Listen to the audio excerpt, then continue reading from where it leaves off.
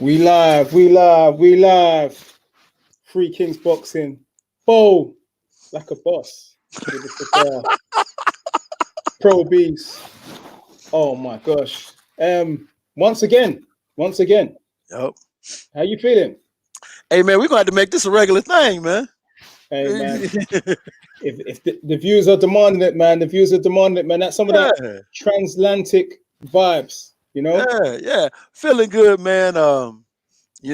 Just we've been having some good weather here in Chicago for November, which is strange. It's been like in the 70s.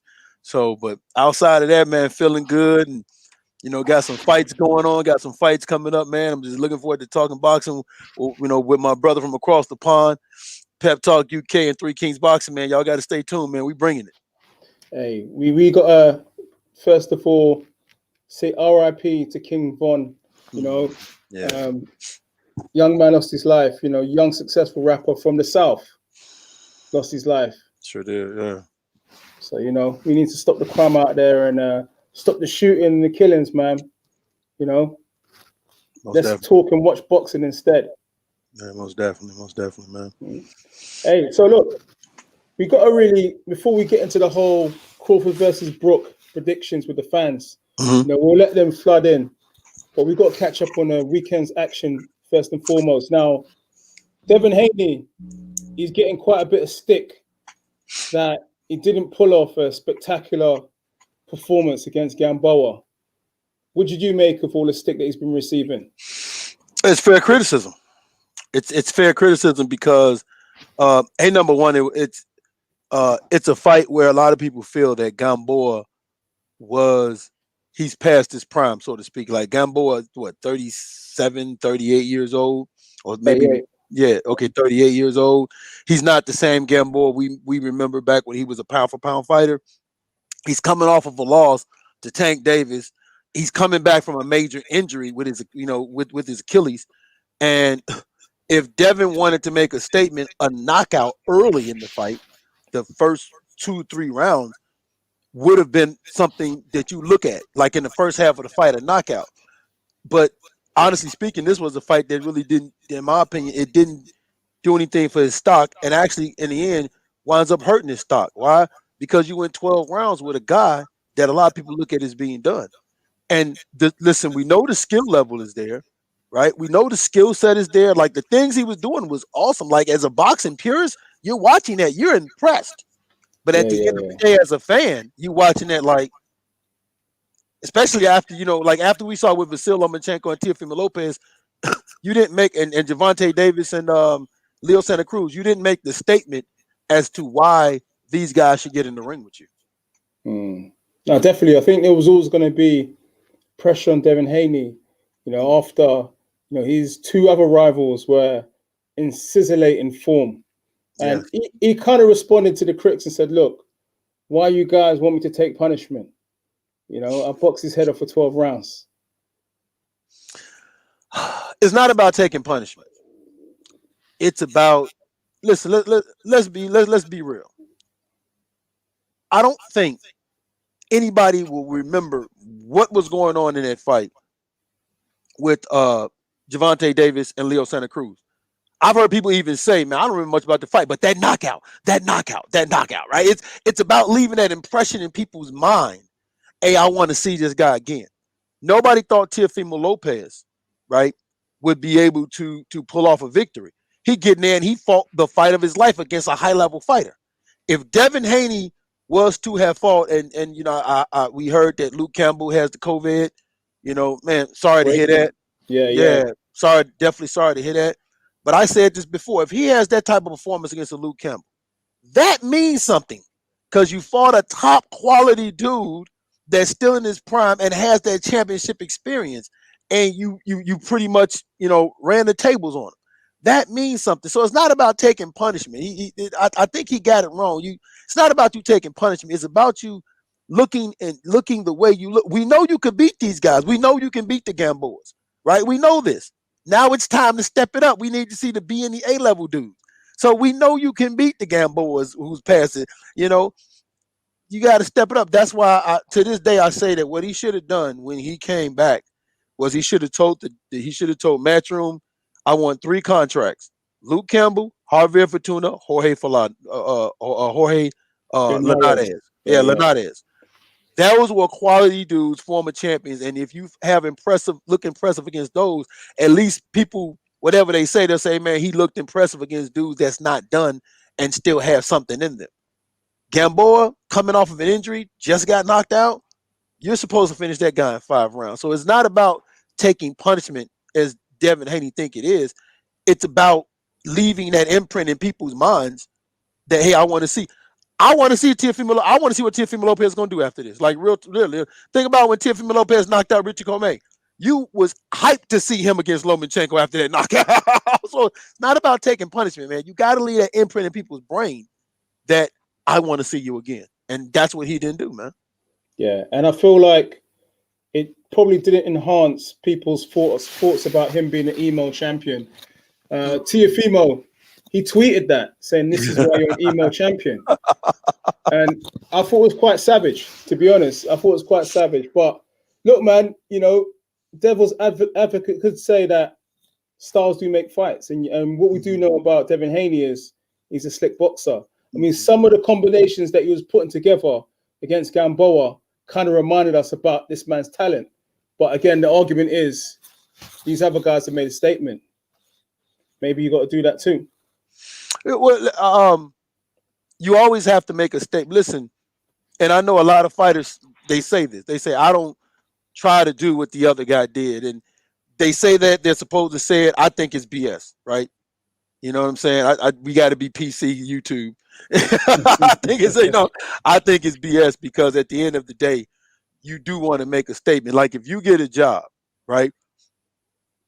If you get a job and you're replacing the dude that everybody liked and everybody said this dude did this, and that, right? Now you may tell people, listen, I'm not trying to live up to that standard, I'm trying to live up to my standard. But in the back of your mind, you are saying I got to do better than that guy, than the previous guy. You know what I'm saying? Right? So yes, Devin Haney, we know you can give a boxing lesson. These are things we know you can do, right? You know what I'm saying? We know you can get in that ring with the guys he's been in the ring with so far, with the Gamble. We know you can beat these guys that's either don't have it no more, the C-level guys. Can you maintain that same skill set and give a boxing lesson when you fight guys that are a little bit upper echelon type guys, right? That's what's gonna determine whether people want to see you or not. I mean, at the end of the day, you can say what you want, unless he's willing to go the Floyd Mayweather route, which is become a villain, because that's the only way Floyd made money. Floyd wasn't knocking dudes out and all that, but he became a villain, right? So unless he's willing to go that route to become a villain, that'll make people want to see him because they want to see him get his butt whooped. Unless he's willing to do that, then yeah, I'm sorry, man. You have to go in these rings and you have to give an impressive enough performance to make people want to come and see you again against better quality opponents, man. Wow, man. You know, look, Bo is in the building. Free Kings, my guy.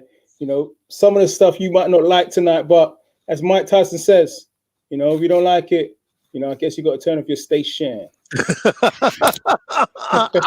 Well, you know, yeah. Listen, man, listen, because the problem that you have with going on in boxing right now is people feel that when you criticize a fighter, you don't like that fighter, right? Now, I'm not going to sit here and sugarcoat it. There are some that have a personal agenda against fighters. Now, if you know anything about Three Kings, we don't have a favorite fighter. Everybody can get it, right? Okay, but at the end of the day, okay, if I can break down my criticism and give you both sides of the spectrum, like I'm saying again, as a boxing enthusiast, I loved what I saw. I love what I saw, what I saw him do, right? But those are things I know he can do, so I love what I saw. But if I'm a fan and I'm a promoter or a fan trying to justify why he should be in the ring with a Teofimo Lopez, why, you know what I'm saying, Gervonta Davis, why did she get in the ring with him? I can't justify it off that performance. See what I'm saying? You can't look at Teofimo Lopez and Gervonta Davis are coming off excellent performances. So if you want to get in that ring with them, you got to give them some reason that'll say, hey, man, fighting me will put butts in the seat. That didn't do it.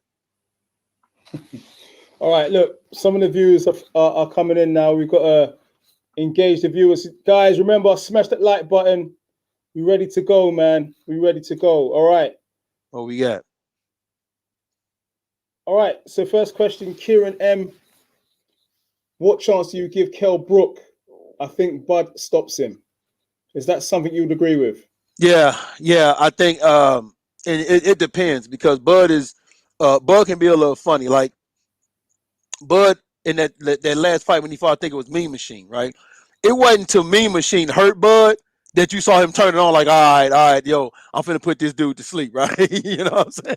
So Bud can be kind of funny, but I think that I definitely think he stops him. I it's funny because I know Bud feels some kind of way because people are saying, yo, man, you're fighting a guy in Kell Brooks that's done, right? And Bud feels that, okay, well, if he was done when I fought him, then he had to be done when Earl Spence fought him too, because he was coming off an injury. And although I'm not going to argue that because you're right, he was coming off injury, but here's the difference is Earl Spence was an IBF mandatory challenger. You chose Kell Brook. See what I'm saying? You chose Kell Brook. So after Earl Spence, if he was done after Gennady Golovkin, if he was damaged good with Gennady Golovkin, then he was clearly beyond anything after Earl Spence beat him. So for me, I think that I'm not going to count Kell Brook out because what we've been seeing here lately in boxing is when a fighter has their last hurrah, they go out with a bang. So I'm expecting Kell to come in. And Kell knows this is probably it for him. The window opportunity is closing for him. He hasn't been down to 147 in a very long time, which is something that's concerning to me. I think 3 years. He hasn't been down 3 to years. Yeah. Yeah, he hasn't been at 147 in 3 years. So I'm a little bit concerned. He's older now. Your body's going to be a little bit different. So I just think that if Bud gets him into the later half of the fight and starts putting that heat on him, he could possibly get Kell out of there. But I definitely Kell Brook is not a dude that just comes to just lay down and get a check and leave the building. Kell is going to come to fight, man. Guys, get your questions in. We got Bo from Three Kings Boxing in the building there. They're coming in now. One point that we've got to mention is the no rehydration clause.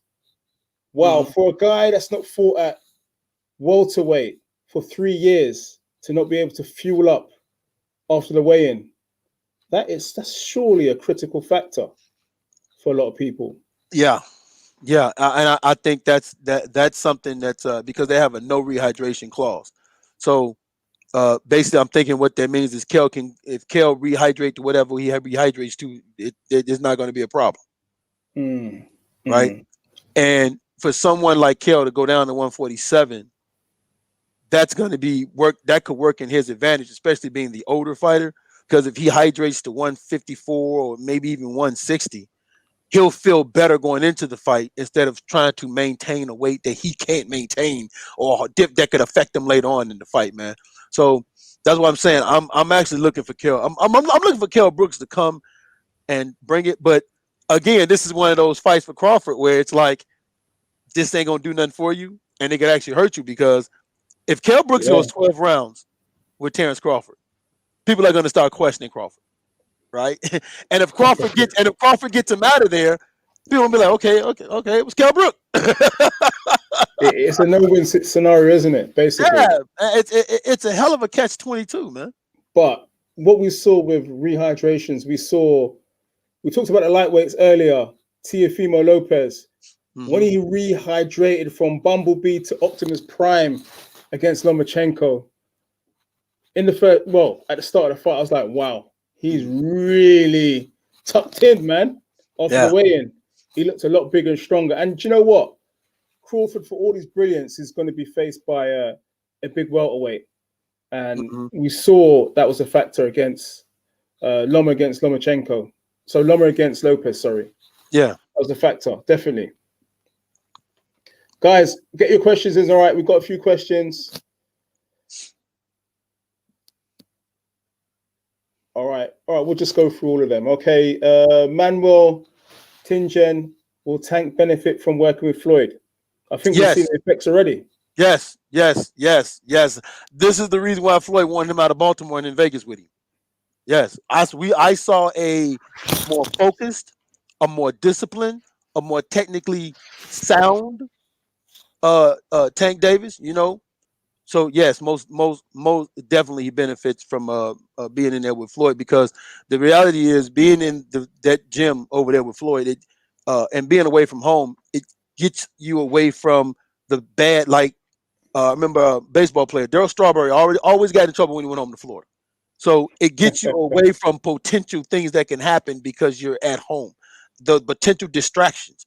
When he was out there in Vegas, it was just fully about that fight in big camp. So I think that, being there with Floyd benefited from it, but I also think that we got to see a glimpse of how serious Tank can take a big fight, because it was a big fight. All right, guys, remember, smash that like button. Get your questions in. It's from the UK all the way to the USA. Pep Talk, Free Kings Boxing. It's a party, y'all. It's a party. Hey, if you got some people in there that got some heat for me, because they don't like what I'm saying about Haney or Tank or whatever, man. Hey, man, put that up there, man. I want to hear from them. All right, okay. We're gonna get it in, man. We're gonna get man. Hey, man. Hey, I'm not gonna run from no smoke over here.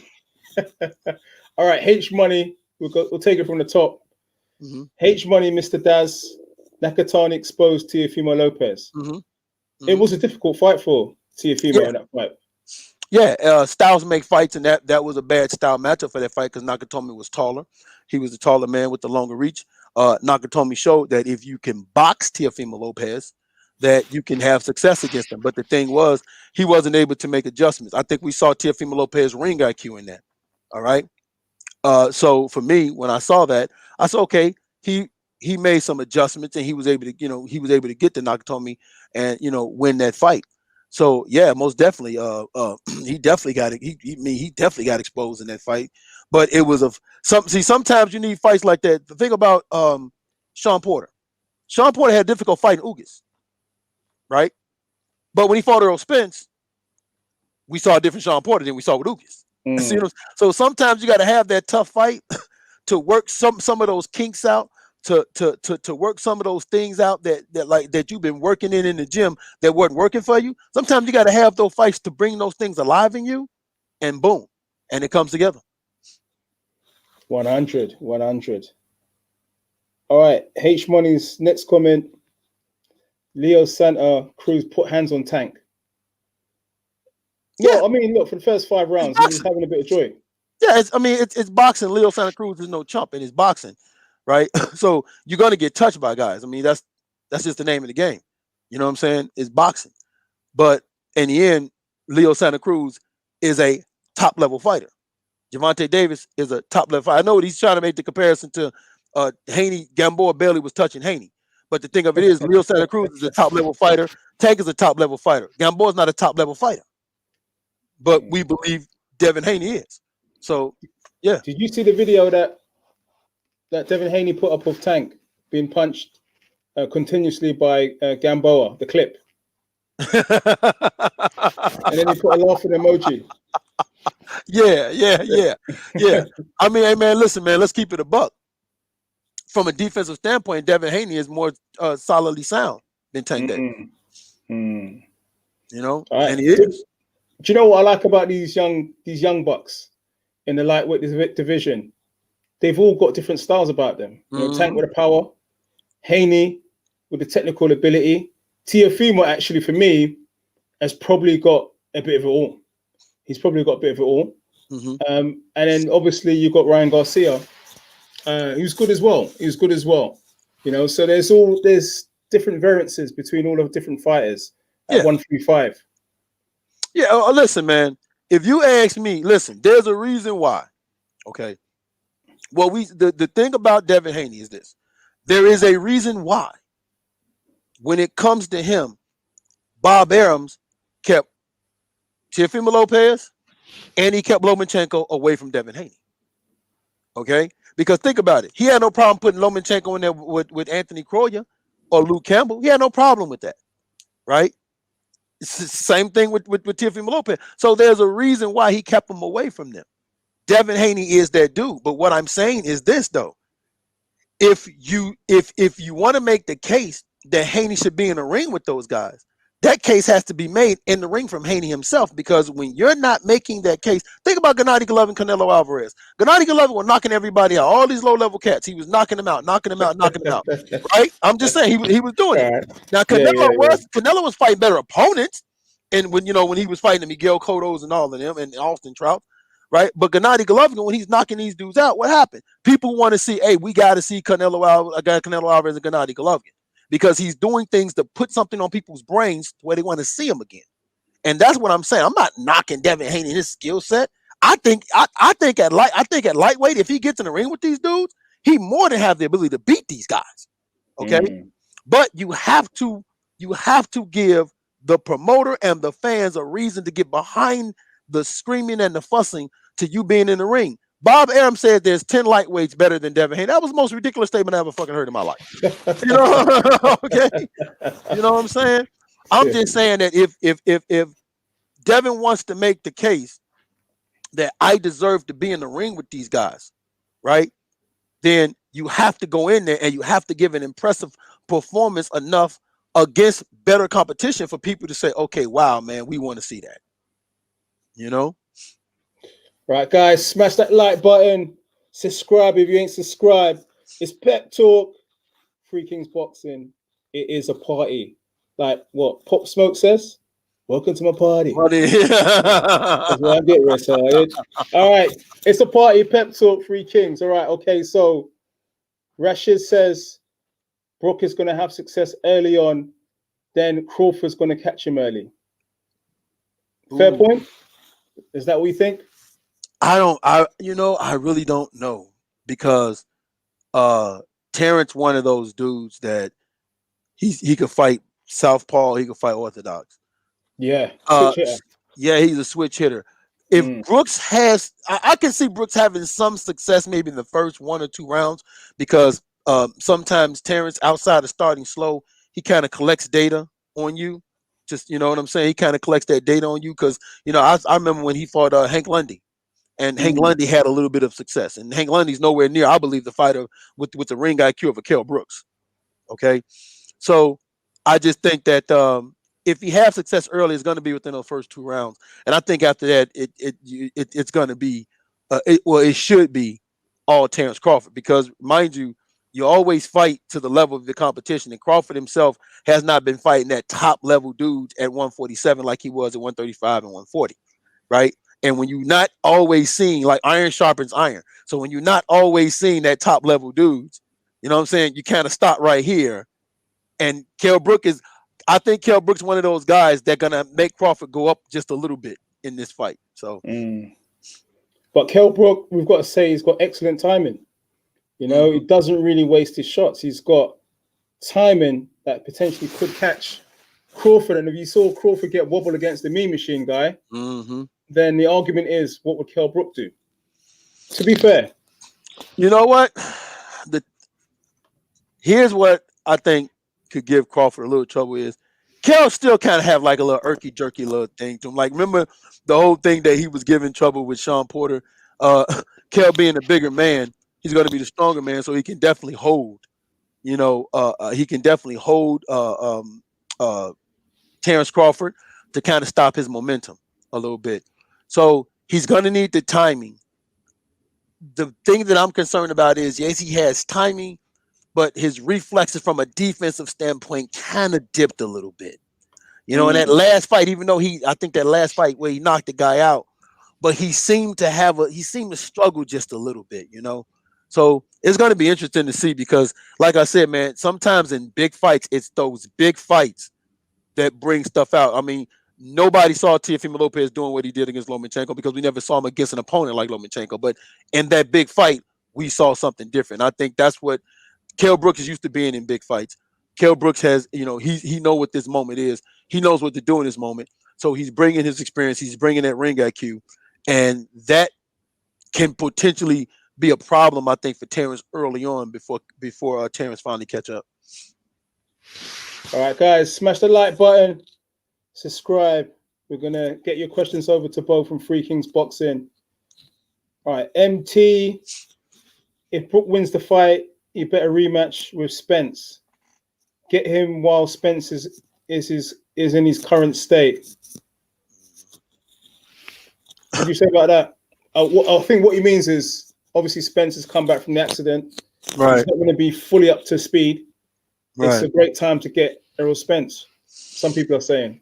Yeah, it is a great time to get Errol Spence, but unfortunately, he's fighting Danny Garcia. So when you fight, if Errol Spence gets past Danny Garcia, they're not even going to look at Kell Brook, no matter how good. Even if Kell Brook looks good against Terence Crawford, they're not even going to look at Kell Brook because they've already got it mapped out for Errol Spence, man. So as much as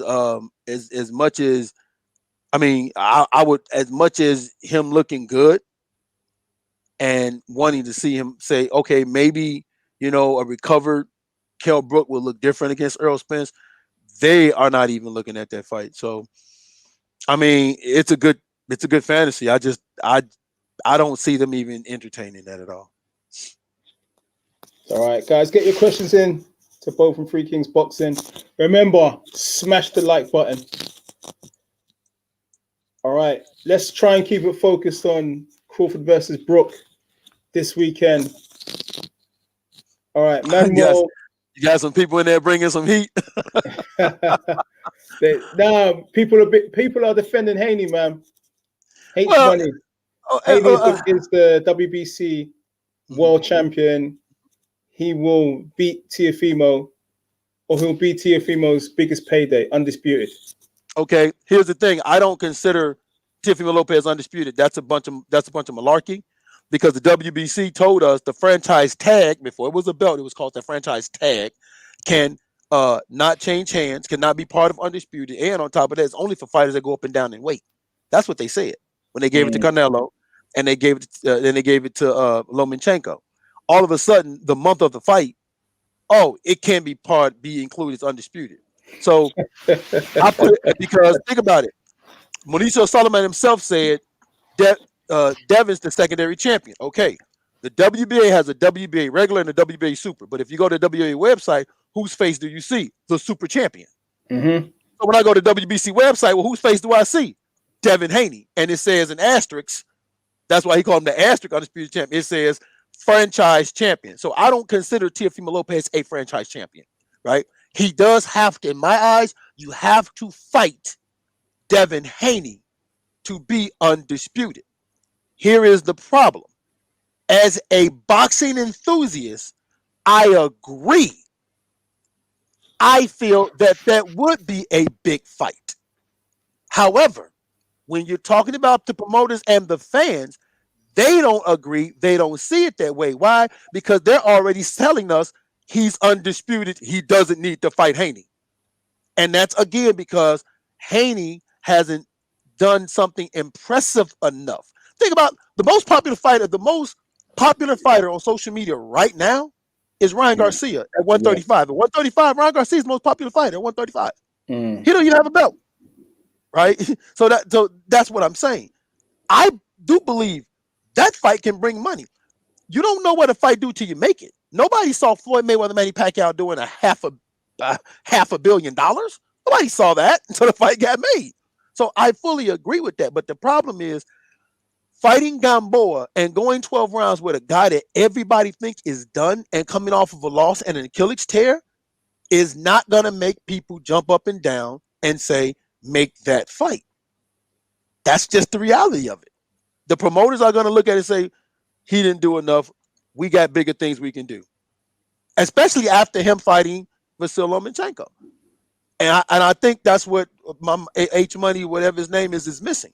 I'm not disagreeing with what you're saying. I think Devin Haney at 135 is that dude. But the problem is he hasn't been in those fights, or he hasn't fought the top quality names that some of these other guys are fighting and looking impressive against higher echelon fighters and being impressive with knockouts to make people say, put him in the ring with that guy.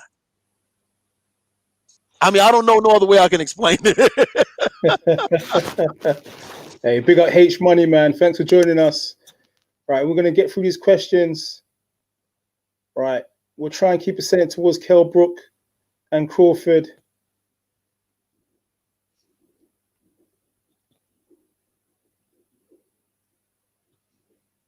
All right, man. You done started some beef, man, with the Haney thing, man. It's all Haney here, man. Well, this is why we at Three Kings we say stop Yeah. stop putting your faith in the fighters and these entities. Okay, your faith should be in the sport of boxing.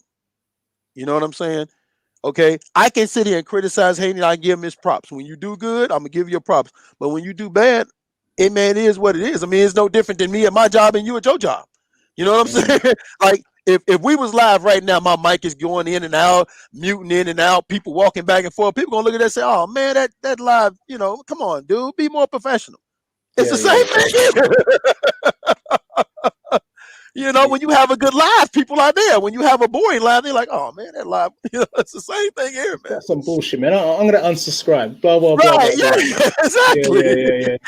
It's crazy, man. It's crazy. I suppose that's boxing for you. I mean, I think when Callum Smith fought against Ryder, the amount of people that had doubt after that fight, I saw in the boxing forums was mad. Yeah, was mad. And when he beat Groves, it was a different thing altogether. Yeah. So it's complete opposite. But that's boxing. Right, guys, get your questions in. Crawford versus Brook this weekend. Big fight. Can Kell Brook do it? Let us know. Think about this. Slick. Think about this for a second. Everybody was on Tank Davis for going as many rounds as he went with Gamboa with one leg. Everybody was on him, right? They was criticizing him to no end. Now they praise him because of the knockout against Leo Santa Cruz. Like that's I'm just saying, like, I mean, although let's keep it real. Leo Santa Cruz, I think he started out at was it bantamweight? Bantamweight, yeah. I think he started his career out at bantamweight because I remember he Regan Dial won because he's the 4 divisional champion. So and you know Regan Dial wanted him, right? So let's keep it real. He was the smaller fighter. He just happened to be at 130. Now the reason why you give Tank props because Tank went down to 130 to fight Leo Santa Cruz, and Santa Cruz, I think he had what, 1 or 2 fights at 130, if I'm not mistaken. He might have had 1 or 2. I can't remember. I know he had 1 for sure. But Santa Cruz was the champion at 130, and people felt Javante was giving up an advantage coming down in weight, and he was fighting the taller man with the longer reach. I don't think Santa Cruz was the bigger man. I think Davis was the naturally bigger man. I just think from a standpoint of being taller with the reach advantage and the pressure fighting of Leo Santa Cruz, and then the fatigueness that we see sometime in Tank Davis was intriguing to us. All right. Tank does what he does because why? Leo Santa Cruz couldn't hurt him. And once he realized Leo Santa Cruz couldn't hurt him, okay. Yeah, I'll take gambles. You know, he realized, hey man, this dude can't hurt me. You know, but the reality was it was such an impressive knockout that's all everybody talk about. That people forget that this is a dude that came up from I think 118 or whatever it was, all the way up to 130, right? So this is a dude that was from a physical standpoint was a naturally smaller man. From the power standpoint, he was at a disadvantage. You forget that when you have a spectacular knockout like that. All right. All right. We'll get back to the questions. Mr. Bipolar, Matty Howard. Kell Brook respect and wish I could convince myself that he could do it. I think a lot of times, and I actually feel that sentiment because when you look at a fighter might look like in previous fight that, hey man, this dude, he doesn't have it. And yeah, a lot of times we've seen fighters do that. We've seen fighters look like, come on, man. Perfect example.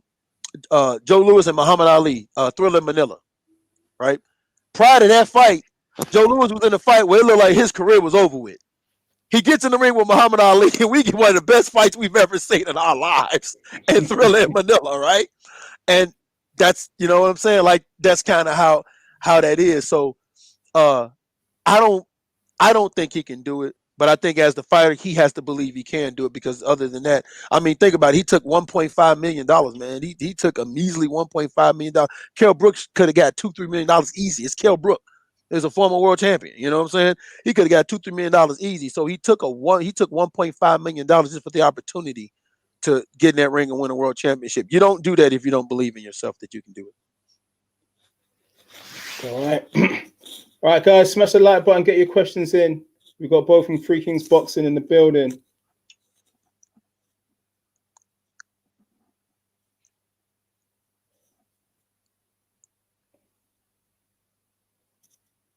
All right. So, Bo. What's up? Talk to me about, okay, so Kell Brook, right? He hasn't been at welterweight for 3 years. For a fighter coming down that much in weight and not fighting that weight for such a long time, you're going in against one of the best fighters in the world. Mm-hmm.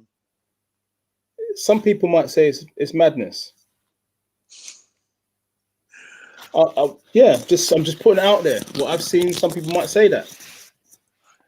Is it courageous or is it madness? Boxing in itself is madness. You have to have a special type of people say mentality. Speaking as somebody who I fought in the amateurs, you have to have a special type of I call it brain dysfunction to want to be a fighter, because if you think about what you're doing, you're training like crazy. You're depriving yourself of your favorite foods. You're depriving yourself of sex. You're depriving yourself of going out at night. You're depriving yourself of hanging out with your friends. This stuff you're doing, if you start at 8 years old, you're doing it since you're 8 years old. You know what I'm saying? You're depriving yourself of a normal life. So you have to have some type of irregular thought process different than everybody else to even start thinking about being a boxer. Okay. You're away from your family for lengths at a time, depending on your training camp. If you do a 6-week training camp or a 12-week training camp, I've heard fighters. I remember Evander Holyfield said he did like a 14, 15-week training camp for Mike Tyson. So you're doing these training camps where you're away from your family, you're secluded away from the rest of the world because you're focusing on the fight, and you have to focus only on that fight. Like, you can't allow outside stuff to get to you, right? If somebody is sick, if somebody's hurt, if somebody's in the hospital, you can't even entertain that because you got to stay focused here, right? So you have to have a certain mindset, a disorder in your head in the first place to even want to get in that ring and have the mindset of kill or be killed when you get in that ring. Because every fighter step in that ring, even in sparring, I've seen guys get hurt severely in sparring, knowing that when you get hit, that could be it, and you still do that anyway. So it's not, to me, it's not madness. It's a normal thing for fighters, and I still train as one. It's a normal thing for us because we understand what it takes. On this side of the fence now, when I look at it now, yeah, hell yeah, that is the craziest thing I've ever heard in my life, and I believe it. But these fighters love it because they're just warriors. They're warriors at heart. And I can never question the heart of Kell Brook. Now, I'll question the heart of Amir Khan, but I'll never question the heart of Kell Brook because, again, he took a fight at $1.5 million that he easily could have got $2-3 million for, simply for the chance at being able to get back. He came back from the Golovkin fight after having his eye messed up. Remember, he got $5 million in that fight. That was that was his highest payday, and he got pay-per-view shares. He could easily drop that IBF belt and say, man, I'm not fighting Spence. Y'all crazy. You know what I'm saying? He easily could have hung it up after Earl Spence, and he didn't. So, no, man, I'm not going to question his man's heart. Is it madness? Yeah, but you need that to be a fighter. We talk about his heart. You remember the fight when he went out to America to fight Sean Porter? Yes. And people didn't give him a hope in hell at that time as well. I was one of them. I ain't gonna lie, I was one of them. Yeah. I was like, oh man, Sean Porter gonna run over this dude. Because at the time, Sean Porter was undefeated. He was looking like a savage in the ring at the time. Man, yes, he was. Demolishing dudes. He had just ran over Paulie Molly Ali. Nobody ever did that to Paulie ever up into Porter. Although Paulie's not a big puncher, and we know that. But nobody just ran him over like Sean Porter did, man. So yeah, man, definitely, yeah. You gotta, a guy like that, man. Come on, man. A guy like that, you gotta give him his credit. What did you make of some of the news that came about with Terence Crawford saying that Keith Thurman wanted $10 million for them to fight? What did you make of that? Okay, here's my thing with that, right? Terrence is the same dude that told all of us that if they want him to fight with no fans, they have to pay him more money. I'm not taking a pay cut. Yeah, that's I'm it. not taking. Yeah. If Terrence says he's not taking a pay cut, then why should Thurman negotiate in a pay cut fashion? Because Keith Thurman is looking at Amir Khan got $7 million. I am more accomplished. I have better accolades and a better resume at 147. And maybe even if you want to say in boxing, that's fine. We can have that argument. Than Amir Khan. I'm a better name than Amir Khan. Right? So if I know what I want to accept, you always gonna throw out the high number. Why? Because in negotiations, you throw out a high number, then they come in with something low. You come down potentially to $7 million. Potentially, same as Khan. That's right. Potentially the same as Khan, or maybe even $6 million. So the fact that Terrence, who said that he's not going to take a pay cut, is trying to criticize Thurman, it's kind of like, wait, hold on, whoa, wait a minute, bro. You're contradicting yourself because you didn't want to take a pay cut. And you said that why should I take a pay cut? Because of the pandemic. Okay, well then you can't criticize Thurman for negotiating with you like there's no pay cut because you yourself said, why should you take one? Okay, so why should he? Because I didn't hear nothing about a counter offer being made. See what I'm saying? Like if he'd have said, hey, we made a counter offer. I just heard them say that he asked for $10 million. Okay, what was the counter offer? It's the negotiations. I truly believe, listen, they already had it lined up who they want him to fight. Right? So they gave it a look just to say, okay, man, we entertained him, whatever. You know what I'm saying? Right? So yeah, man. I get what he's saying, but at the end of the day, you just can't say he asked for $10 million, that was it. And then say that, oh, it's a pandemic going on. Well, again, according to you, you felt like you shouldn't take a pay cut. So you can't be mad when people negotiate with you in the form of how you present it to us. And then where was your counter offer? If they'd have made a counter offer of $7 million and they said Thurman turned that down, I'm 100% on your side. You're absolutely right. Dude didn't want to fight. But I never heard of them making a counter offer. Why? Because they already knew who they was going to fight. They was already going to fight Kell Brook and they knew it. Right? Because, I mean, let's keep it. Thurman asked for $10 million. Thurman and Terence Crawford is a pay-per-view fight. If you can tell me that Gervonta Tank Davis and Leo Santa Cruz is a pay-per-view fight, then you can definitely tell me Thurman and Crawford is a pay-per-view fight. Hell, Lopez and Lomachenko is a pay-per-view fight, right? It wasn't, but it is. I'm saying it is. It wasn't, but it is. It's blockbuster. So Thurman and Terence Crawford, that's a pay-per-view fight. So Thurman asked for $10 million. Well, if you factor in a purse and some pay-per-view shares, yeah, that sounds pretty reasonable to me. Well, another thing, I watched the Last Stand podcast and he asked Crawford about him potentially leaving Top Rank. And he didn't distance himself away from saying that he wasn't and said it's just business. Business is business. He has months remaining on his contract.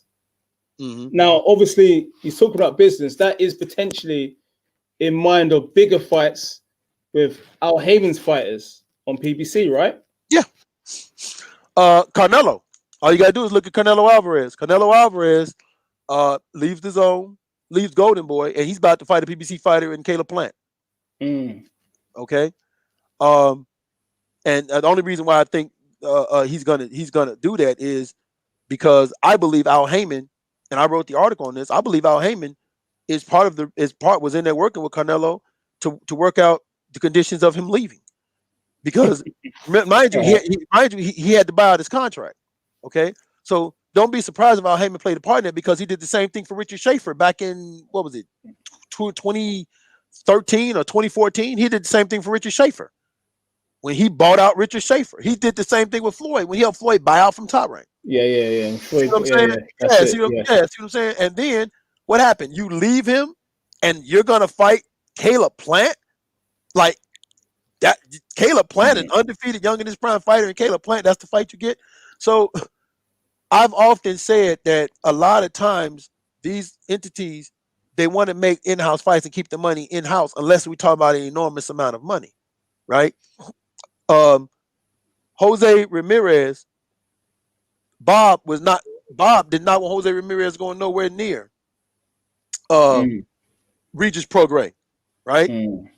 Now he had no problem with Maurice Hooker because he felt, hey man, you could beat Hooker, but Prograis is dangerous, right? Now look at Josh Taylor. Josh Taylor had to sign a co-promotional deal. Now he's gonna get Jose Ramirez, right? And that's just the business. So if you want that fight, they're gonna want you to come here. You know, that's why, like with Earl and Crawford, I've always told people, Earl will fight Terence Crawford once he's done with whatever he needs to do on the PBC side. Then he'll look at Terence Crawford. Why? Because they're going to try to make as much money in-house as they can. And then you'll look to Terence, because once you look to Terence Crawford, it's for all the marbles. You know what I'm saying? Again, he mentioned that it is business, and he hasn't had those signature fights. Okay, Amir Khan, he's not getting the credit for that. You know, if he beats Kell Brook, he won't get the credit for that. No. But in terms of, you know, the credentials, the biggest fighters are at welterweight with PBC. Credentials plus bigger purses. Well, credentials, bigger purses, and then also you got to look at the fact that if Terence Crawford is talking about going to 154, well, who controls 154? PBC. See what I'm saying? Who controls 154? PBC. So if you're going to go to 154, guess what you have to do? You're going to have to align yourself with that. I've always felt that Charlo should have signed with DAZN if he wanted Canelo. Now, you can make the case, well, Andrade is over there with Matchroom and, you know, he didn't get the fight. And you can make that case, and yes, there are instances like that. But for the majority of the time, you look at Daniel Jacobs and stuff like that, man. Even with Joseph Park, I remember Joseph Park, I had to sign a co-promotional deal with Top Rank when he fought Andy Ruiz for that vacant, was it the vacant WBO belt? I think it might have been. Was it one of the, I think it was the vacant WBO, right? Yeah, you know what I'm saying? So yeah, man, you're definitely going to have, if you want those fights, you're gonna have to think about, just for that fight, I may have to go over here. You know what I'm saying? And yeah, I mean those. I mean that's the business. Do I think it's right? No, I don't think it's right at all. But that's the business, man. If there's money to be made, if people want to keep fights in house, and it's not just PBC. Top Rank does it. PBC does it. You know, the only guy who probably doesn't do it as much when it comes to certain fights is probably Eddie Hearn. And you're talking to a guy who's not really high on Eddie Hearn. Yeah, I'm not really high on Eddie Hearns, you know, but I got to give it to him. Eddie Hearns, you know, he will put. I mean, Anthony Croyer, Luke Campbell, he let them fight Lomachenko. You know, Anthony Joshua and Charles Martin, Anthony Joshua and Dominic Brazzelli. You know, he let those fight. You can make the case that so did Heyman, but Eddie. I mean, Heyman does it. I'm not saying he don't, but when it comes to his bigger name dudes, he will try to keep that in house. And Eddie is more willing to let guys, you know, go out or even pay guys to bring them in. Say, okay, you don't have to be with us, but here's the money. Come over here and, you know, make the fight. You know. I'd just like to add that you mentioned Canelo, and Canelo has not signed for Death Row Records. He has not. I'd just like to clear that up, right? There's been pictures all over the internet with Canelo and Sujanat together. That is not true, right? Hey man, if you tired of your promoter always getting high, doing drugs, missing big fights, having alcohol problems, and wearing women clothing, come on over to Death Row. Death Row. It is what it is. Yeah, it is what it is. Yeah. No, it's great. It's crazy. All right, let's engage the viewers. All right, guys, get your questions in. There's a few that we've let pass in an interesting conversation about Crawford's contract. All right, how will Brook jack it in then, folks? Broken hand or rib? So they're saying that Kell Brook might just give up during the fight. That's what they're saying. Tips, MCG, how will Kell Brook jack it in? And that means give up, basically. Broken hand or rib? Ooh. I think if Kell Brook, if something goes wrong with his eye again, I don't think he gives up, but I think his corner will give up for him. I think his corner will save him and give up for him, and I I've seen it happen. I remember when Lamont Peterson was fighting Earl Spence, and Lamont was willing to go out there. And the corner and Barry Hunter wanted to stop the fight. And I remember Barry let the bell ring and let Lamont walk out so he can preserve him as a fighter. You know what I'm saying? Like he could, hey man, I don't want to crush you as a fighter. So I'm not gonna let you quit on the stool. I'm gonna let you walk towards him. And then he jumped up there and did that with the towel. And I think that's what you'll see happen here. I think what you'll see is if Kell get in trouble, I can with that eye, I can see them stopping the fight for him. I think the surprising thing is Dominique Ingles is not with Kell for this fight. Yeah. That's surprising. Yeah, and that's what a lot of people are saying is a crucial factor. You know, Ingle helped to mastermind that victory over Sean Porter out in America, and he's got a completely different trainer, you know, this time round. All right, we're getting in some of the comments. RTP, come over to Death Row. Come on, hey, what do you do? He dropped it. Come on over to Death Row, and he dropped the mic. All right, okay. So Boss is saying eye socket might go again. Well, he's had that. He's had the surgery, hasn't he? You know, he's Kell Brook saying he's calling himself the Terminator now. Yeah, he's got the metal plates and all that. Yeah, you know the thing about that's why I wasn't surprised when his face swelled up against Spence, even though it was on the other side. Because the thing about it is, when you start messing with certain sensations and tinglings, you know, certain sensations in certain parts of your body, the other side of your body tries to overcompensate, and like this side of your face. Because of this side of your face, mess is always going to be more. It's always going to be tender too, you know. So, the plates being in his face, I don't think that's going to help him in the fight unless you put a plate on that chin. I don't think that's going to help him in the fight. Wow. All right, guys, get your questions in. Smash that like button. Pro Beez, Bo from Free Kings Boxing in the building. It's the United Nations, the UK, the USA. That's hey, right. By the way, Joe Biden. Yeah, man. Hey, we ain't even talked about that yet. Hey man, listen, man. I'm not gonna say what I want to say, but yeah, you want to talk about off air? Okay, yeah. All right, viewers. Robertson Vargas. If Crawford doesn't stop Kell Brook, does it hurt him? Yes. Okay, it does. You reckon? Yes, it hurts him. It hurts him because again, the public opinion is Kell Brooks is past his prime and he's a done fighter. So if he doesn't stop Kell Brook, yeah, it definitely hurts him. If he doesn't stop him, it definitely hurts him. And like we said, it's a catch-22. Even if he stops him, it hurts him. If he stopped Kell Brooks in 2 or 3 rounds, like, oh man, it was Kell Brook. You know, if he stop him in the 10th round, that really is gonna hurt. Like if you stop him late, it really is gonna hurt. And if he goes 12, it's really gonna hurt you. Because people are gonna say, yo, man, how did you go 12 rounds? Come on, you know how these fans are. You went 12 rounds with Brooks, man. No way you beating Spence. I mean, you know how these fans. That's how they are. You know. But then, obviously, you remember when Spence fought Mikey Garcia. Spence was getting drilled as well. You can't put away a little man. That's right. That was all over the boxing forums at the time. Yep. Now, me as a boxing enthusiast and someone who's a former fighter, I understand how sometimes a fighter, even though he's getting beat, will his way to where he wants to get to. Mikey Garcia willed his way to. Mikey Garcia accepted the fact I'm not going to beat him, but you ain't finna knock me out. So he willed his way to 12 rounds.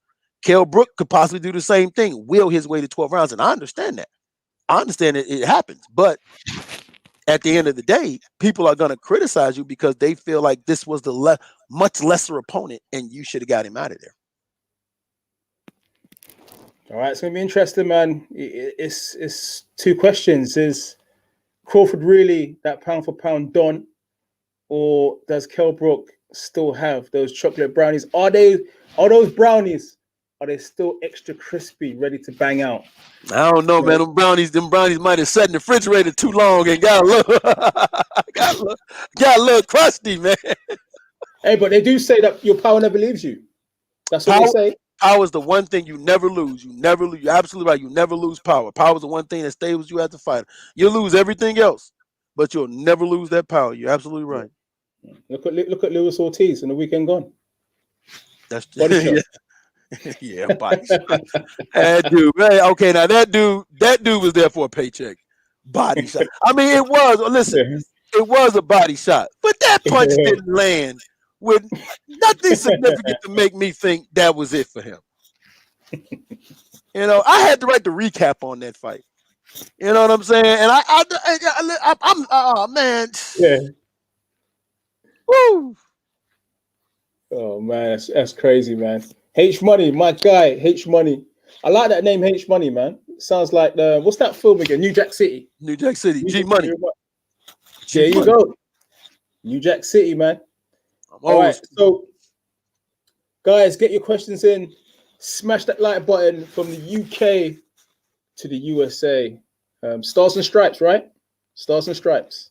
Yeah, hey man, Stars and Stripes. Boxing is alive. You know, I do want to say to my man Dean White. I actually I talked to Dean over the weekend. Dean was in the gym. I saw Dean in the gym cranking that iron and stuff. He talking about something on lockdown. He going crazy. Hey, Dean, when I get a chance, I'm going to challenge you to a weightlifting contest. All right. How many plates, that you can both lift? I think the last time, about 3 months ago, I did 275. Wow. I did 275. Now, I haven't done 315 in about 2 years. So, but 275 is probably as high as I'm willing to go. Wow. Dean probably can lift more than that, though, man. Yeah, Dean is a big unit, man. I know, man. Dean look like he lifts he warms up lifting trucks. Dean just might do, he might just do a bicep curl of your fridge. You know what I mean? Right. All right. Okay, H Money, how can I introduce you to Bill Haney? Hey, get him to DM me on Insta, or I'll DM him, whatever. Right? I'm gonna put my Insta in the comments. H Money, and me and Bill Haney can come on live. We might even get Bo in there as well. Yeah, I'm gonna have a problem with that. I mean, he's already he's already talked to one of my one of my boys 78 Sports TV. You know, I know 78 Sports TV personally, so he's talked to 78 Sports TV. So I wouldn't have a problem getting on there with Bill Haney. All right, and he broke that exclusive about Wilder, the Wilder interview. He had the first exclusive 78 Sports. Yeah. You want to talk about that for a second? Hey, we're gonna get into that, man. Okay. All right. So, guys, get your questions in. Terence Crawford, one of the pound-for-pound kings, actually number one at the moment, versus Kell Brook. Is Crawford going to show his brilliance on the night, or is Kell Brook going to show us that he's still got it? He's still got those brownies, on deck. Okay. All right, there's a few comments floating about here. All right, Robertson Vargas, no winning for Crawford. Okay, so that's back in Kell Brook. All right, Tips MCB. I hope Brook gets laid out, but want to see him quit for the last time. Well, that's a bit harsh. Hey, he want to do, bro. He want Kell Brook to be done like they do the horses for the glue factory. Take them out back and shoot him. That's harsh, man. Yeah, it's gonna. What I would say about Terence Crawford is, I watched him against Amir Khan in MSG, and let me tell you this: that is the best fighter that I've seen technically ringside. The best fighter. The way he put his shots together, switch hitting, moved about the ring. I've not seen a fighter like that in the flesh like that. Yeah. Ever. Yeah. Technically like that. You look at Terence Crawford. Terence Crawford is he's an extremely gifted fighter. He's natural. For everything he does is natural. It's very, very smooth. He has that dog in him, where he wants to get at you. Then he has that ability to box you. Like when he fought Victor Postal, that's the boxing skills against Victor Postal was off the chain. You know what I'm saying? It was off the chain, and like that's a fight where I thought because of his previous fight, he was going to go in there, he was going to dog him, and he went in there and he just boxed his socks off. Like what? You know, I've said this all the time, and Terence has said it, and I've said it before. I've said the toughest fight of Terence Crawford's career was Gamboa, and that's a fight that he needed. He needed that fight because once he saw that fight, he turned the corner after that. So, yeah, man, Terence is when you look at him fight from a ring IQ, like I've always said, there's probably, active fighters right now with a good ring IQ. You have to go with Terence Crawford. You have to go with Lomachenko. You have to go with Canelo Alvarez, and you have to look at Teofimo Lopez also because of what he was able to do against Lomachenko. So you have to look at that. And that's just spitballing, guys. That's not who I'm saying. It's just them dudes. Okay, I'm just spitballing off the top of my head. I'm sure you guys will name more fighters, right? But when you look at Tyson Fury also. So when you look at that, man, when you have the boxing ability, you can fight left or right. Okay, you have dog in you, you can box, and you have the ring IQ. That's a hard guy to beat. We were going to touch on Deontay Wilder. Breaking of his silence. Now you're good friends with 78 Sports.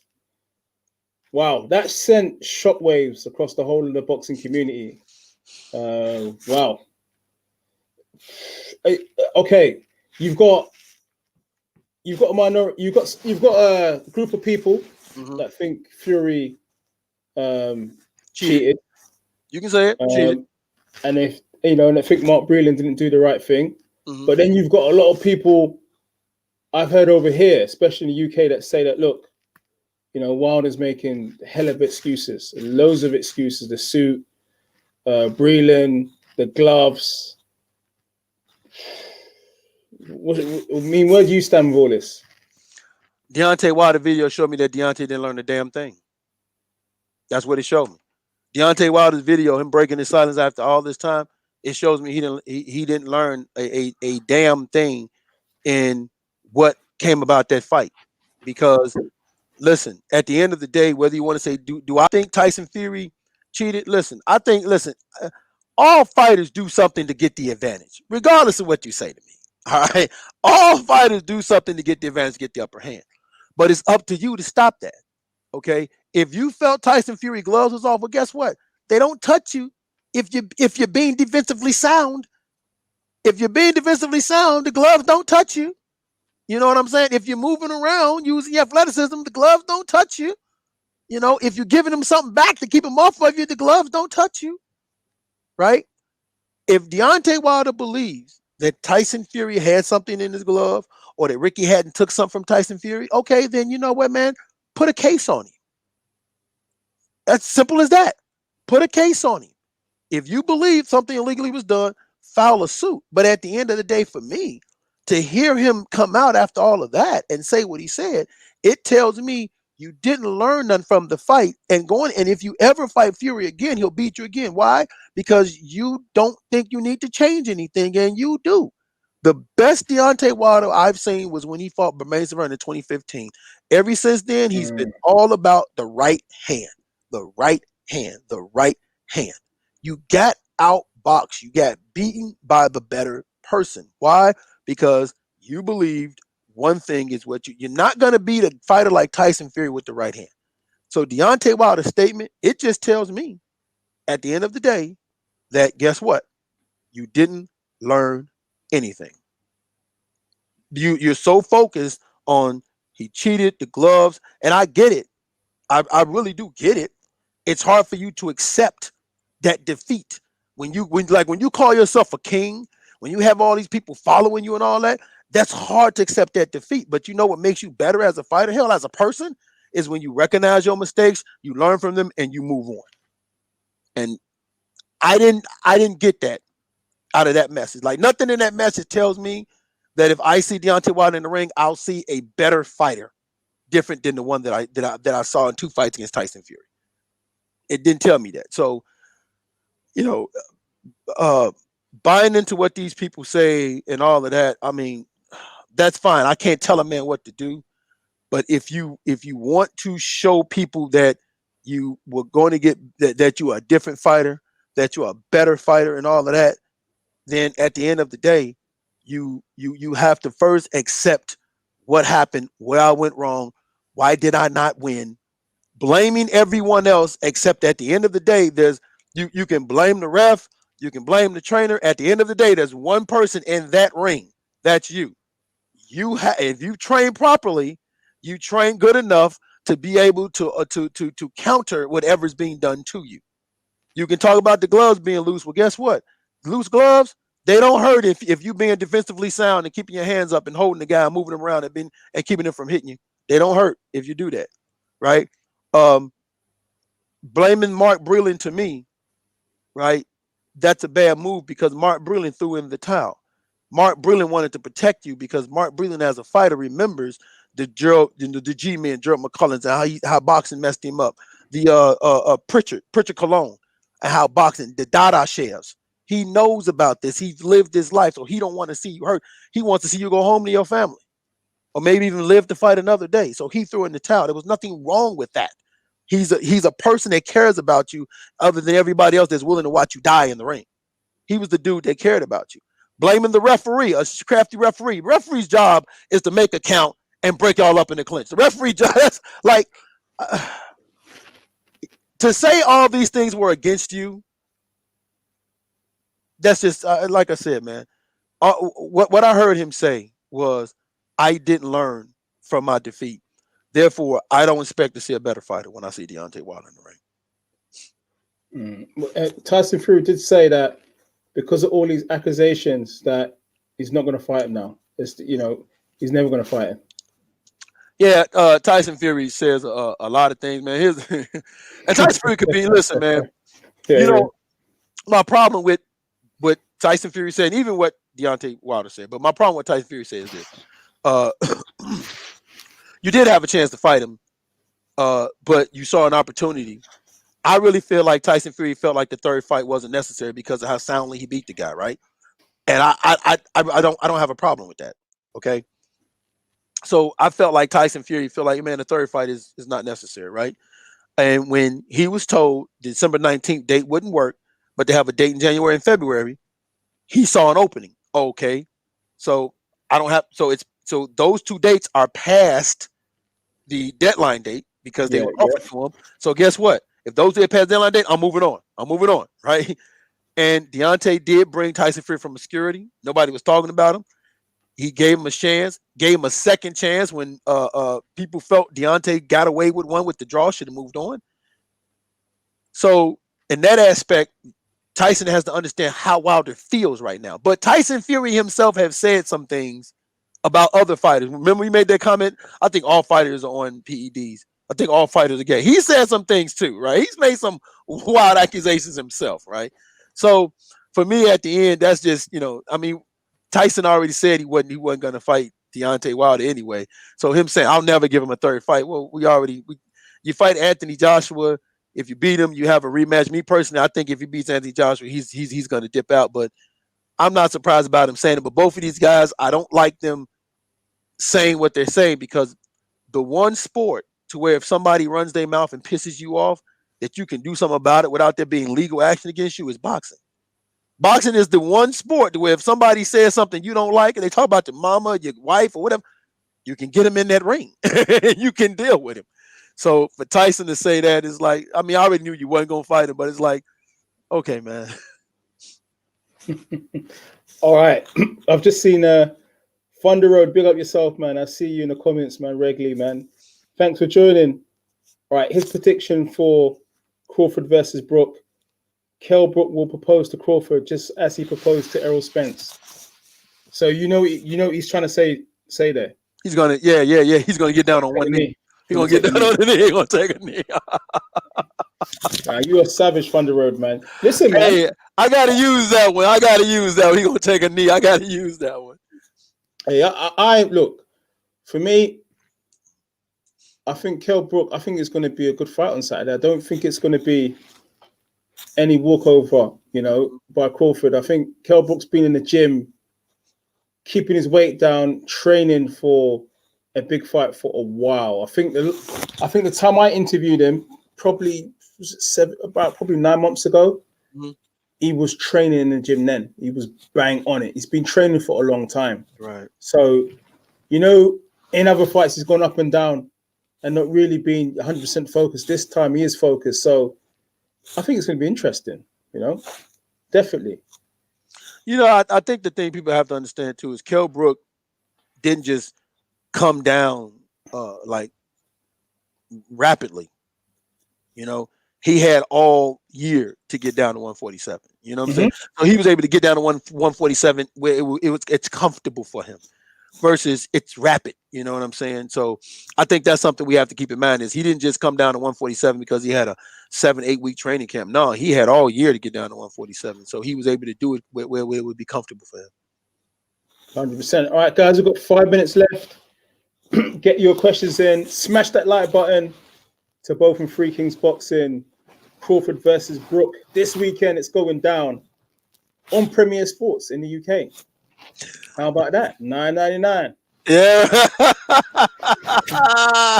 Hey, I'm getting my commission, man. I gotta get my commission, man. Hey, man, you gotta do what you gotta do. Ain't nothing wrong with that. We're not knocking you. Gotta hustle, man. Gotta hustle, man. That's right. That's right. All right. That's really what this is, right? Yeah, 100. Hey, to that guy that was talking about getting you Bill Haney. Hey man, if that happens, yeah, man, definitely let me know and bring me on because I don't have a problem. Listen, man, I'm not a dude that won't say something. You know, I have the same energy regardless of who I've talked to or who's there. You know, but at the end of the day, understand, man, this is boxing.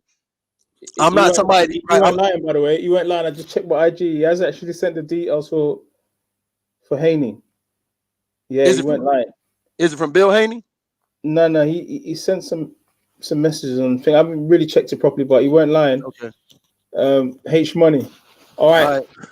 But I'm just saying, listen, man, I'm not a dude that comes on here looking to criticize fighters because I have an agenda. No, I don't have an agenda. I love boxing. Okay. But I can also break whatever I have to say to you. I can break it down from the boxing enthusiast aspect and I can break it down from the fan aspect. You know what I'm saying? Because at the end of the day, that's who these promoters are trying to appeal to is the fans. All right. Let's get through the last few questions.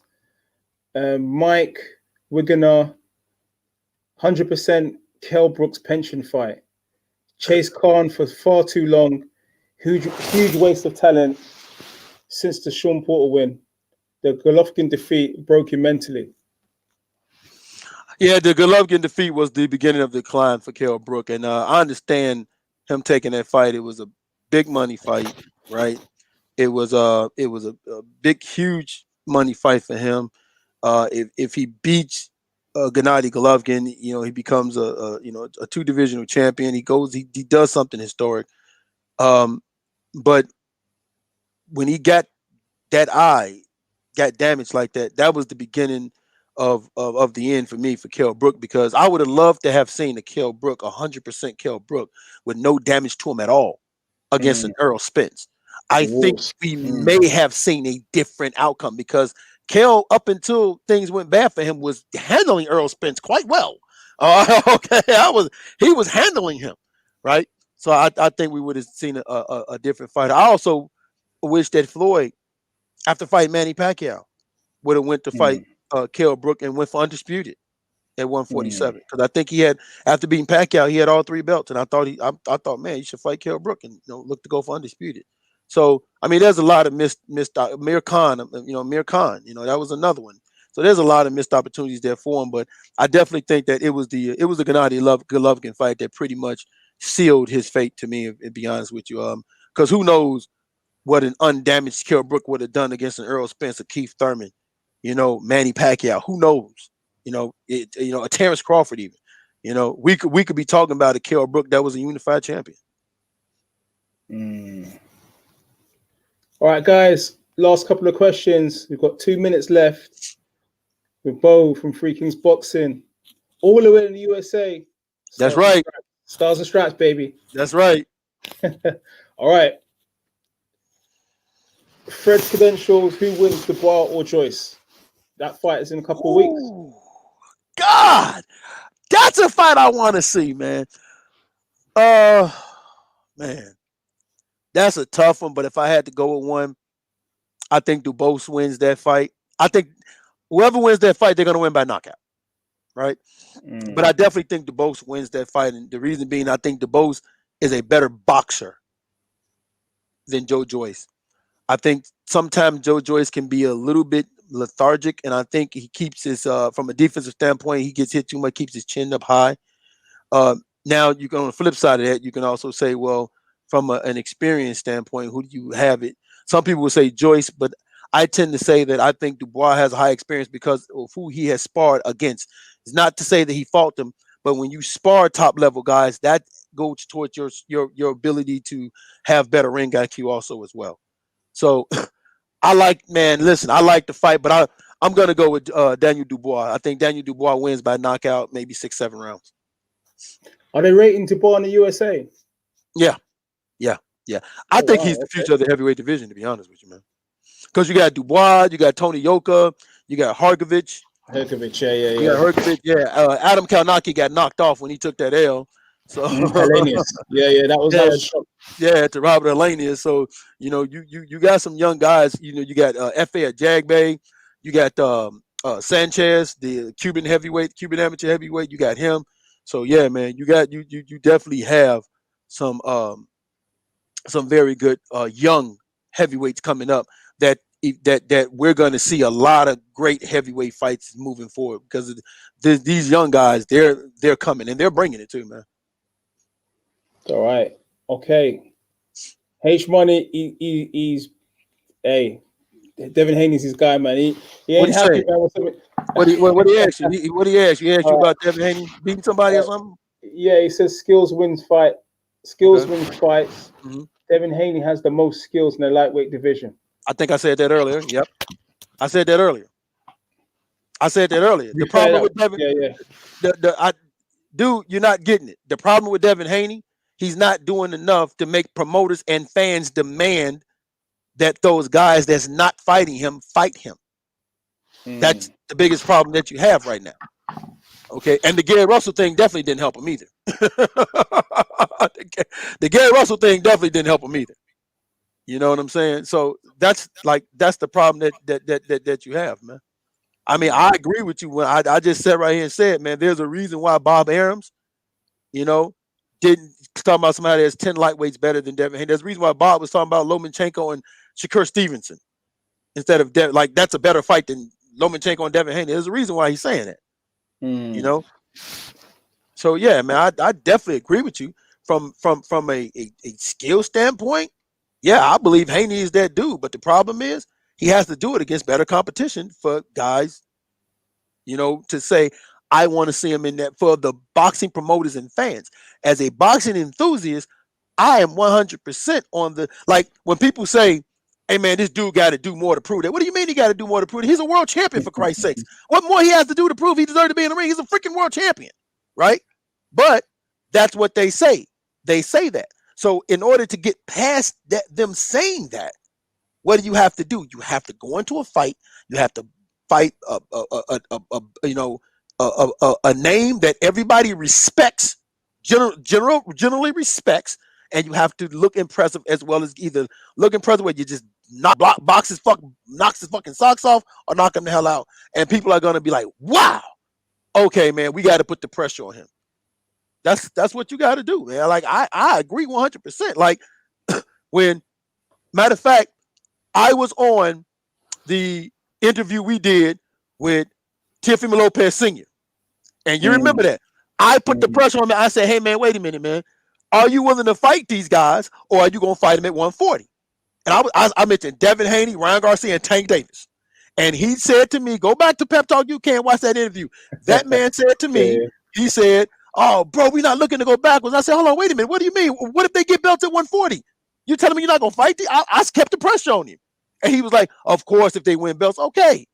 I kept the pressure. Yeah, you did mention Devin Haney's name in the conversation. Yeah. So I'm just saying, man, but at the same time, you also have to look at it from the opposite side of the spectrum, which is what's the reason for me to put my fighter at risk of losing to this guy? What's the benefits for me of doing that? And as a promoter, if you can't come up with the benefits of it, you're going to brush it off. It's because fans are doing it already.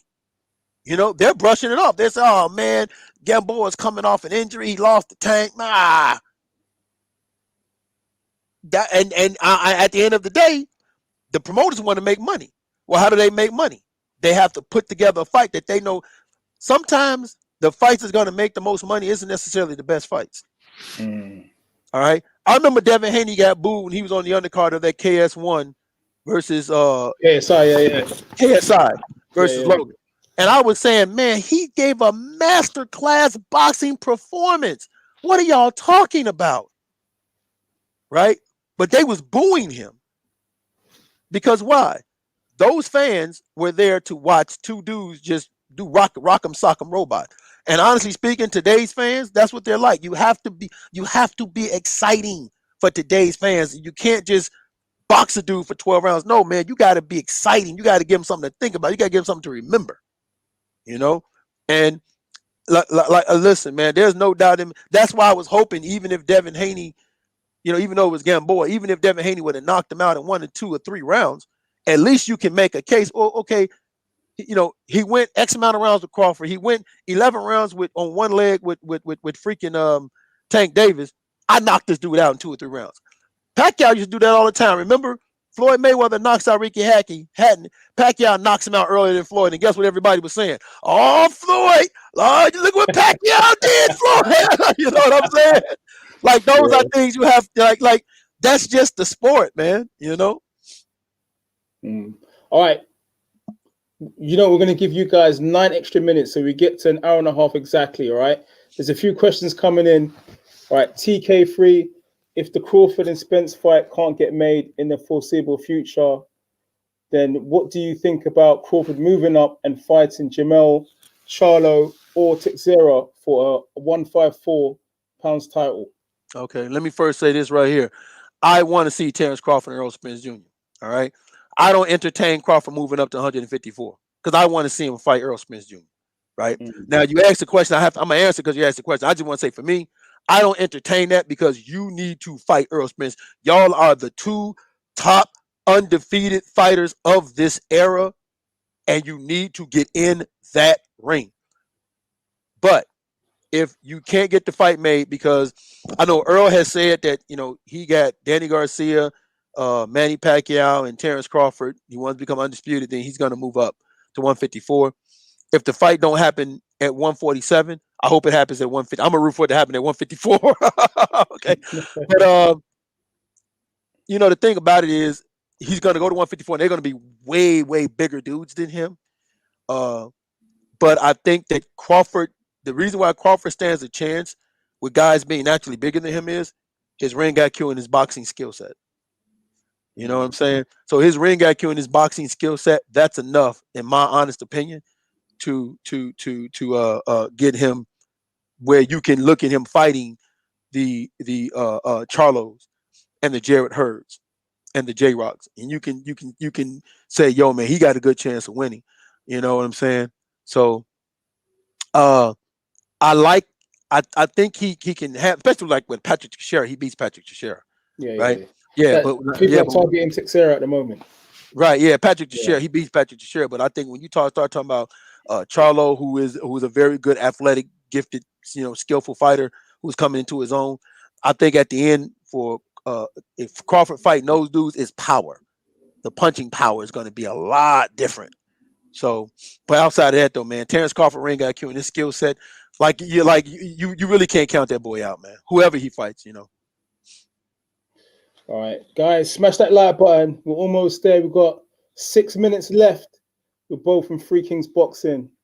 Dennis Donovan, Double D. If Bud wins all his lineup, does that make him legendary? If who? If Crawford wins all his lineup, does that make him legendary? So lineup, I think that means the fights that you mentioned. If he beats basically Spence, if he gets Spence, legendary. Yeah, Spence, Manny Pacquiao. Yeah, if he beats Errol Spence and he's undisputed, that makes him legendary because he'll be undisputed in 2 different weight divisions, 140 and 147. That's definitely legendary. Like I Right. don't care what you tell me. Like That's, and that's immortality in boxing. you know, the funny thing about it is you'll get people that'll say, "Oh, but Spence did all the heavy lifting." It doesn't matter, you know. Spence was able to do the heavy lifting because those dudes was not about to fight Terence Crawford, so he was able to do the heavy lifting. That means nothing to me, right? But if he does it and he becomes an undisputed champion in 2 weight division, that's something Floyd Mayweather's never done. That's something Andre Ward has never done. You know what I'm saying? There's a lot of fighters that have never done that. You know. So yeah, man, yeah, you're right, man. That's immortality, man. That's special stuff. So yeah. All right. Haney's. Wow, there's a lot of Haney talk on this live stream. Okay, so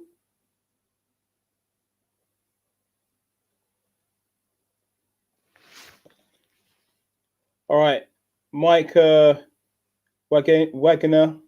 We need to know the condition that Errol Spence is in after his car accident. Very true. We don't, but we'll see it against Danny Garcia. I'm not so worried about his condition. My thing is the mental. Whenever you go through a life or death situation, it changes you mentally. As fighters, the one thing that gives fighters edges is we don't think about things that regular people think about, right? Like when you go into the ring as a fighter, you automatically accept death. So you don't think about, you know, kissing my son or kissing my daughter or kissing my wife or Christmas, and you don't think about that, you know, because if you think about that, those are the reasons why you're tempted to not give it your all and quit when it get rough. See what I'm saying? So when you are in a life-threatening situation, it happens. I don't care how tough you are. A life-threatening situation can change you mentally. So I'm curious to see from a mental standpoint what Earl Spence are we going to see mentally once he's in that ring and that first punch comes at him. Which Earl Spence are we going to see mentally? Are we going to see the same Earl Spence that had that dog in him? Are we going to see a better Earl Spence? Or are we going to see an Earl Spence where that, hey man, that car accident changed who you are mentally? A person can be in physical peak condition, but what did Mike Tyson say? Boxing is 10% physical, 90% mental. If that mental's not there, man, you could have the stamina of an Energizer battery, but if that mental's not there, you're done. So I'm curious to see from a mental standpoint what Earl Spence is. I'm going to see when that fight happens, man. Are there questions about Danny Garcia? Because just as there's questions about Wilder only having the right hand, there's also questions that Garcia had that left hook bomb that got stopped, and then since then things have not been the same for him. Is that something you'd agree with? Oh man, the thing with Danny Garcia is looking, and I hate to say this, but Danny Garcia at 147, Danny Garcia is looking to possibly turn into like a Fernando Vargas, you know, a guy that won a world champion but didn't beat none of the top dudes of that time. I mean, he beat top guys at 140. Yeah, we know that. But at 147, he lost to Keith Thurman. He lost to Sean Porter. Now, if he loses to Earl Spence, you know, I mean, the only guy he beat at 147 that was a name to me is when he beat Robert Guerrero. And Robert Guerrero was a guy that came up in weight also, but he beat Robert Guerrero for the vacant WBC belt in a fight that I thought there's no way Robert Guerrero should have been in that fight for a vacant belt. I mean, he didn't do nothing.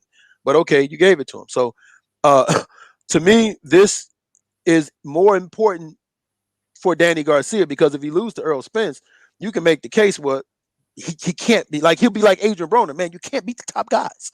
You just can't beat the top guys at that division. So I truly think this is more pressure on Danny. And I know people might disagree, but I think it's more pressure on Danny than it is Earl. Because Earl can always rely on his one thing, his physical ability to overcome you, right? And like you said, I think Earl's a better boxer. So, yeah, I think that Danny's going to have to show us something different. He's going to have to crank it up. He's going to have to show us something different, man. He's going to have to crank it up, man. All right, guys, smash that like button. We're almost there. We're almost done, man. I think Bo needs to tuck into his dinner, man. What time is it over there? Oh, it's only 4:00 over here.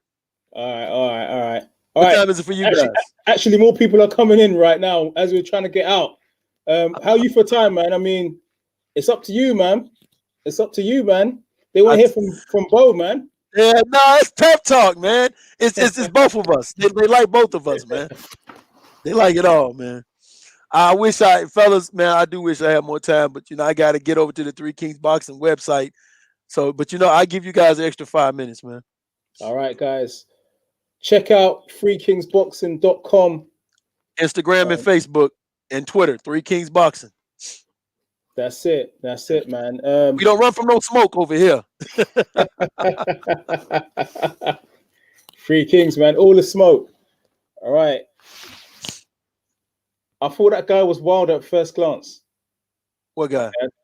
One of us maybe looked like Wilder. I don't know who it is, but okay. All right, guys.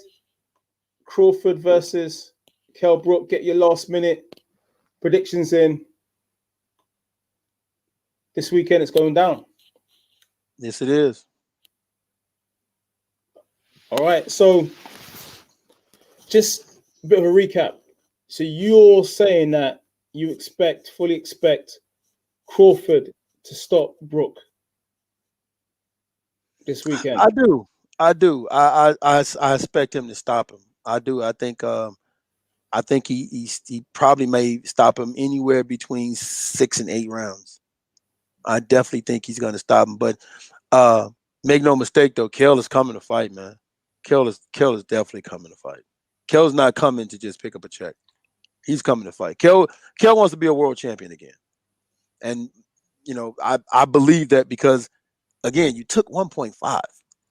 Like, Gary Russell was even asking for more than that. He was talking about something coming up to 147. he was asking for more than 1.5. You took 1.5. You don't do that, man, unless you really, really, really believe in yourself and you really, really, really want to fight. Guys, smash that like button. Let's get the lights up, man. Share, subscribe, all that. Pep Talk UK, Three Kings Boxing. All right, Chevy Chase. Bud's so confident. Bud's got a rematch clause. I heard there was no rematch clause for this fight. I heard that. Says he doesn't like rematches. He said he doesn't what? Doesn't like rematches. Bob Arum. Then why is he trying to have Lomachenko and Lopez rematch? Why was he offering Orlando Salio a lot of money to rematch Lomachenko? I'm just saying. I'm just saying.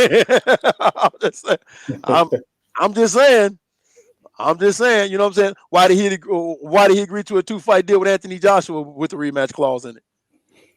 I'm just saying, man. Three Kings Boxing, man. It's full smoke, man. It's full smoke. All right. Mike Gent, Crawford stops Brook in 7. Yeah, I can see that. I could definitely see that. All right. Last question of the evening from Callum Rowley. Guys, smash that like button before we out. This is the last question of the night. Man, I like Brook, but I think he's cashing out. Crawford to stop him late or a wide UD? Yeah, he is cashing out. I mean, but he's at the tail end of his career. He's not doing nothing no different than no fighter. When they looking, when they realize that window of opportunity is closing and the twilight of their career is coming to that end, that what I'm saying, that light of their career is dimming to the point they can barely see it. No, yeah, man, he's doing the same thing we see a lot of these fighters do. Matter of fact, I don't have a problem with saying it. Mikey Garcia was in between a rock and a hard place.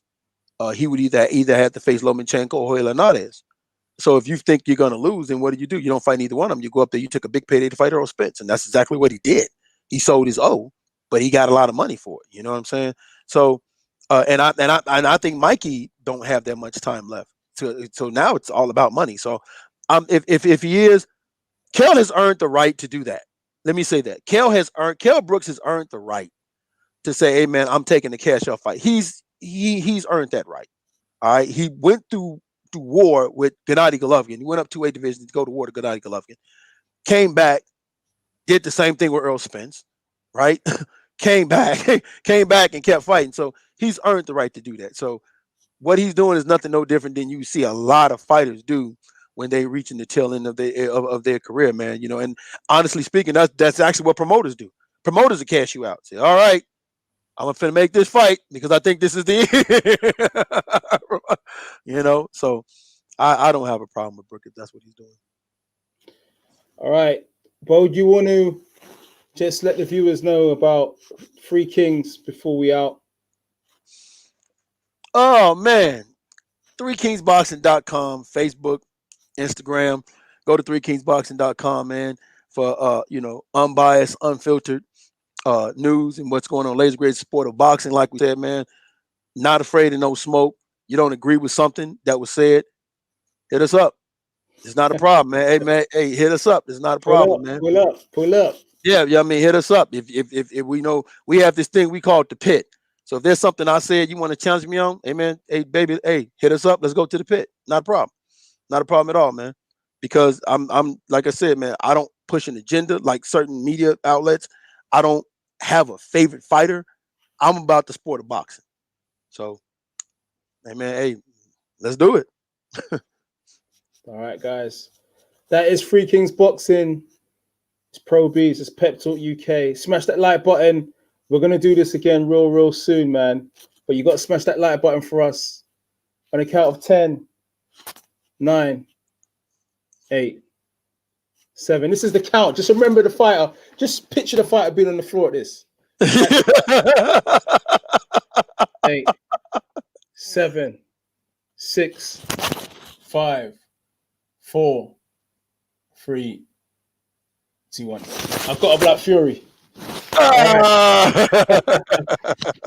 Guys, we out, sure. Thanks for tuning in. Subscribe, like, share. Thank you. Thanks, bro. No problem, man. Anytime, man. Cheers, man. Cheers.